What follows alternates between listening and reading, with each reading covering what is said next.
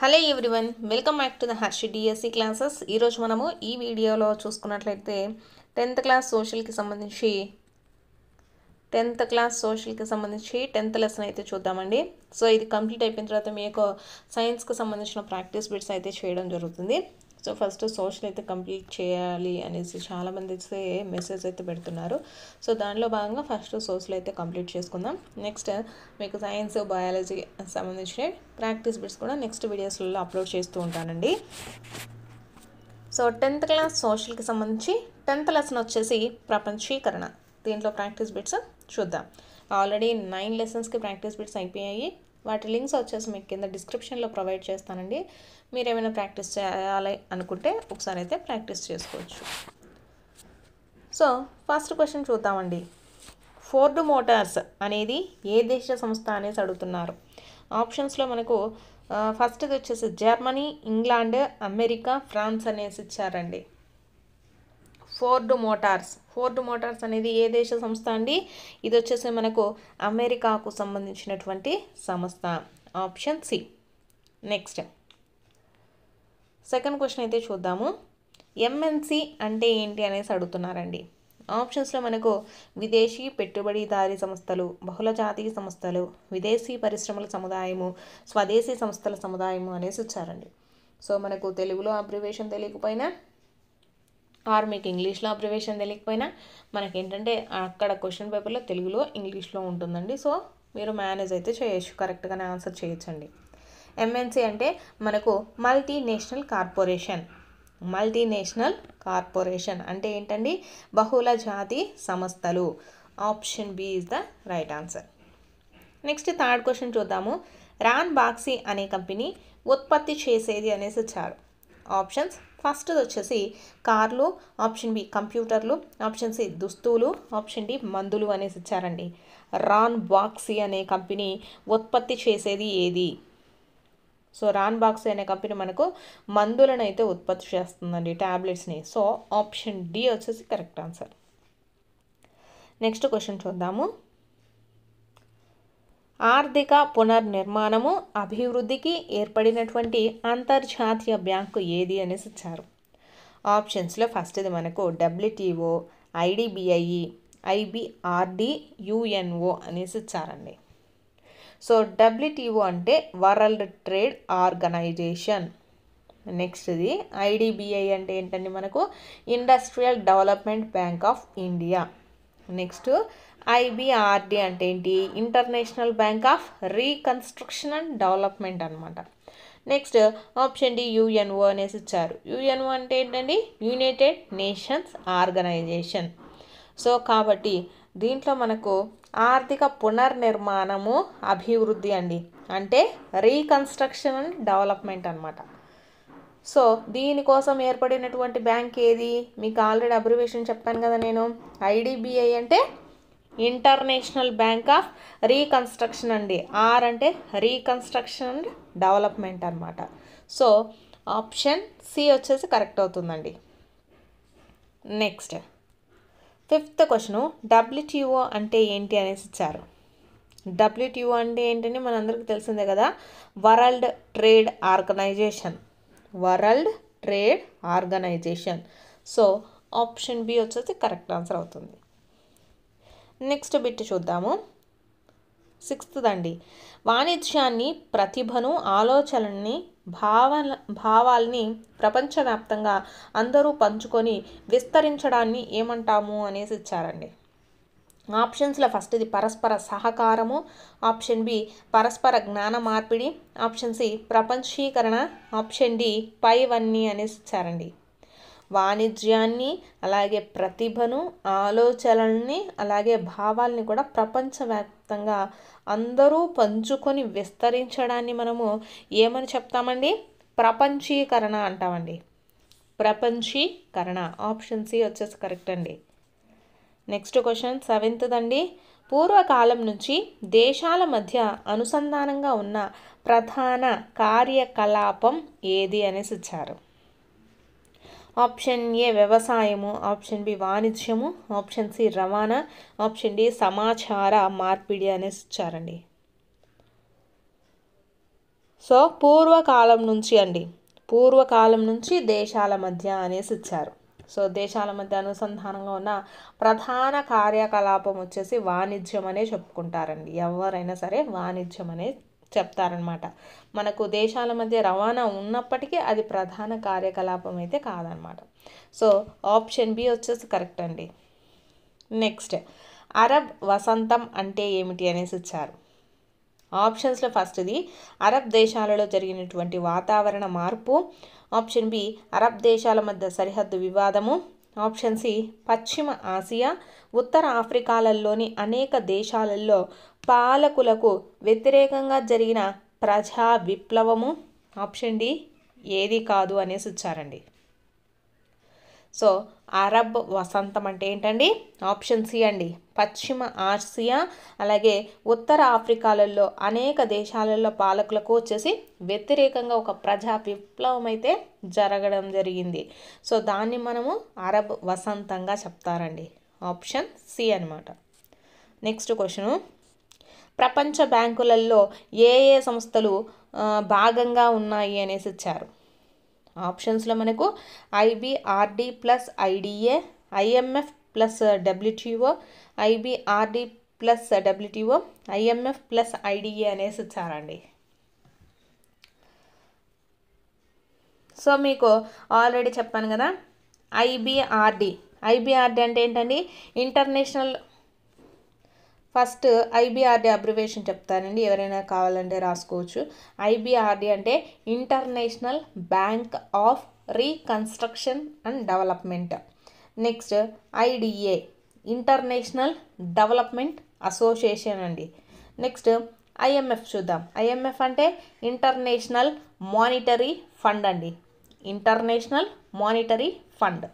Next WTO World Trade Organization. So మీకు IBRD చెప్పాను plus WTO కూడా చెప్పాను. World Trade Organization. IBRD అంటే International Bank of Reconstruction and Development అండి.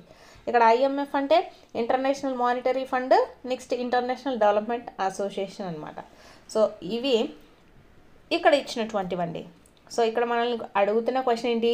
ప్రపంచ బ్యాంకులో ఏ ఏ సంస్థలు భాగంగా ఉన్నాయి అంటే మనకు RBI, వరల్డ్ బ్యాంక్ గ్రూప్స్ ఉన్నాయి కదండి.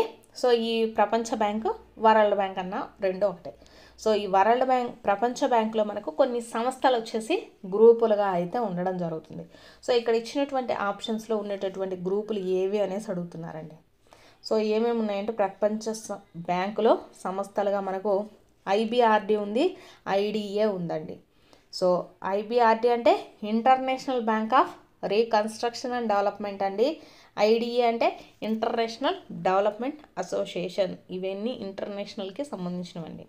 సో మనకు ఆప్షన్ ఏ వచ్చేసి correct answer. So next question చూద్దాం. 1995లో ఫోర్ట్ మోటార్స్ ఇక్కడ కర్మాగారాన్ని నెలకొల్పింది. ఆప్షన్స్, ఫస్ట్ది వచ్చేసి Mumbai, option B Chennai, option C Kolkata, option D Hyderabad అనేసి ఇచ్చారండి. సో ఈ ఫోర్ట్ మోటార్స్ వచ్చేసి మనకు 1995లో చూసుకున్నట్లయితే ఎక్కడ అండి? చెన్నైలో కర్మాగారాన్ని అయితే నెలకొల్పారు. నెక్స్ట్ ఇన్ఫోసిస్ డాష్ కంపెనీ అనేసి ఇచ్చారు. సో ఇన్ఫోసిస్ అనేది ఏ కంపెనీ అండి? ఇదొకటి సాఫ్ట్వేర్ కంపెనీ. ఇన్ఫోసిస్ అనేది సాఫ్ట్వేర్ కంపెనీ. అమెరికా దేశంలో వ్యవసాయ రంగంలో ఉపాధి పొందుతున్న వారి శాతం ఎంత అనేసి ఇచ్చారండి. అమెరికా దేశంలో అండి వ్యవసాయ రంగంలో ఎంతమంది ఉన్నారు అంటే ఇక్కడ కేవలము 0.5% మాత్రమే ఇక్కడ ఉపాధి అయితే పొందుతున్నారు. నెక్స్ట్, క్రింది వానిలో బహుళ జాతి కంపెనీ కానిది ఏది అనేసి ఇచ్చారండి. ఆప్షన్స్లో మనకు Nokia, Pepsi, Nike, Priya pickles అనేసి ఇచ్చారండి. బహుళ జాతి కంపెనీ. సో మీకు తెలిసిందే నైక్ కానీ, పెప్సీ కానీ, నోకియా ఇవన్నీ ఇంటర్నేషనల్ అనమాట. సో ఇవి మల్టీనేషనల్. సో ఈ ప్రియా పికిల్స్ అనేది ఓన్లీ మనకు సంబంధించింది కాబట్టి ఇది బహుళ జాతి కంపెనీ కాదండి. ఆప్షన్ డి వచ్చేసి కరెక్ట్ ఆన్సర్. నెక్స్ట్ చూసుకున్నట్లయితే అంతర్జాతీయ ఆర్థిక మార్పిడిలలో మనము ఎన్ని ప్రవాహాలను గుర్తించవచ్చు అనేసి ఇచ్చారు. సో దాదాపు ఎన్ని ప్రవాహాలను గుర్తించవచ్చు అండి? 3 ప్రవాహాలను గుర్తించవచ్చు. సో అవి చూద్దాం. బహుళజాతీయ సంస్థలు ఖర్చు పెట్టే పెట్టుబడిని డాష్ పెట్టుబడులు అంటారు అనేసి ఇచ్చారు. సో మల్టీనేషనల్ కంపెనీస్ అండి. కాబట్టి ఇవన్నీ కూడా మనకు దేనికి సంబంధించినవి? విదేశీయ పెట్టుబడులు అనేసి చెప్తారు. నెక్స్ట్ ఫోర్డ్ మోటార్స్ ఒక అనేసి ఇచ్చారు. ఈ ఫోర్డ్ మోటార్స్ అనేది ఏంటంటే ఇది ఒక బహుళ జాతీయ కంపెనీ. నెక్స్ట్ ప్రపంచీకరణ వలన తక్కువగా లబ్ధి పొందిన రంగము భారతదేశంలో ఏది అనేసి ఇచ్చారండి. సో ఏదండి? వ్యవసాయ రంగం అనమాట. ప్రపంచీకరణ వలన తక్కువగా లబ్ధి పొందిన రంగాలలో భారతదేశంలో ఉండేటటువంటిది ఏది అంటే వ్యవసాయ రంగము. నెక్స్ట్ ప్రపంచీకరణ వలస ఈ క్రింది తరహా రాజ్యాలు అంతరించిపోతున్నాయని చర్చనీయాంశమైనది అనేసి ఇచ్చారండి.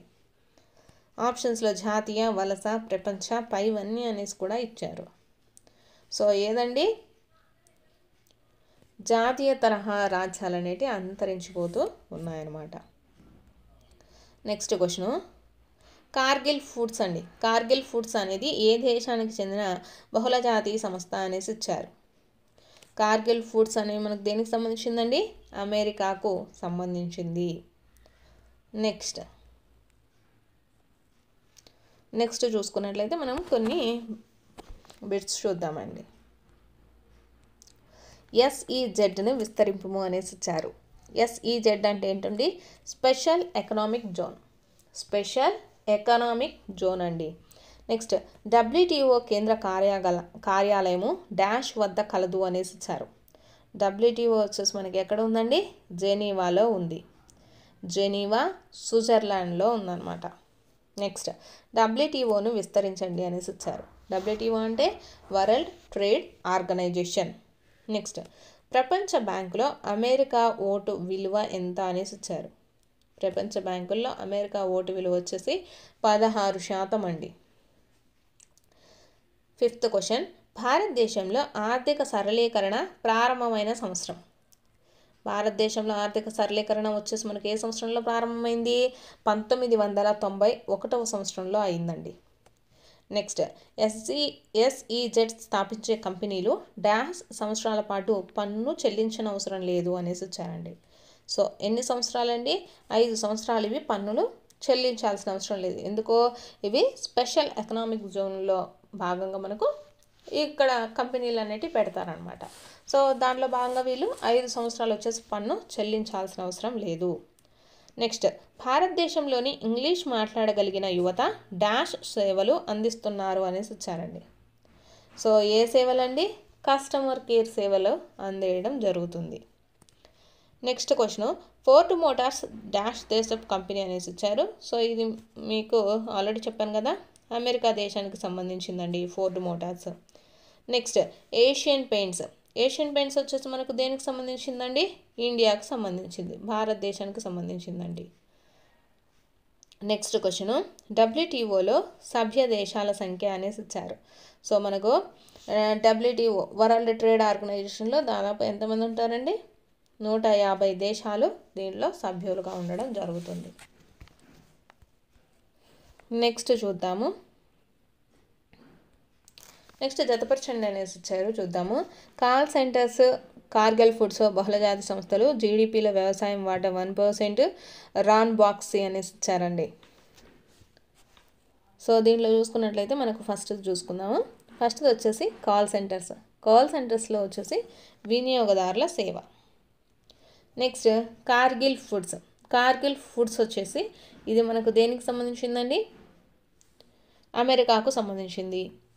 నెక్స్ట్ బహుళజాతీయ సంస్థలు వచ్చేసి మనకు ఏంటి అండి? మల్టీనేషనల్ కంపెనీస్ అంటే బహుళజాతీయ సంస్థలు. జీడిపిలో వ్యవసాయం వాటా 1% ఉంది అనేసి ఇచ్చారు. సో ఎవరికి?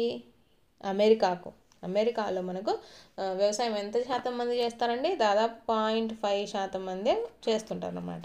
సో జీడిపిలో వ్యవసాయం వాటా 1% ఎవరికి ఉంటుంది? అమెరికా.